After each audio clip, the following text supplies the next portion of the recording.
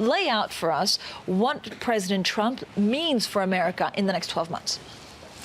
Very hard to know. I think the risks are rather greater than many people suppose.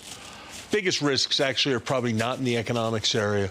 Biggest risks are geopolitical, with huge provocation vis-a-vis China, with a kind of unprecedented equating of our NATO allies with the Soviet Union, with challenges to something that's been a centerpiece of American foreign policy, support for European unity, and with unpredictability vis-a-vis the volatile Middle East. So I think there are big risks in that area. I think there are big risks in terms of the approach that's being taken to American democracy, the extent to which our new president is engaged in demonization of particular groups like Muslims within the United States, the extent to which he has called into question the traditional rule of law with ad hoc approaches to making demands of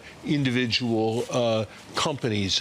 All of that is, I think, a cause for concern, and certainly in the economic area, it's very hard to know. My judgment has been that the current wave of optimism is something of a sugar high, and that before long, the consequences of the strong dollar, of substantial policy uncertainty, will be felt in markets and economic growth. Larry, but that's a judgment. I keep on being told he's a businessman. A businessman does not want a trade war unless it's a negotiating tactic.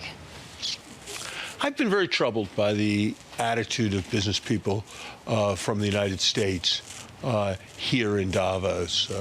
People who 2-3 months ago were saying he was a man they would never do business with are today hailing him as a great economic statesman. I would continue, Professor, but he's 100% right. It has been stunning, the turnaround of American executives. The people who were terribly afraid of what this would mean for America's place in the world are now hailing those who surround cynical hail those around Donald Trump as great geniuses.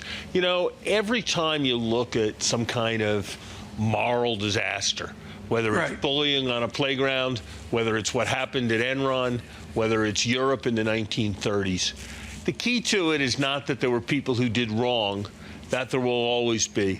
The key to it is that good people went along and didn't get in the way. And I see a very disturbing tendency to enable whatever the instinct of this new administration is.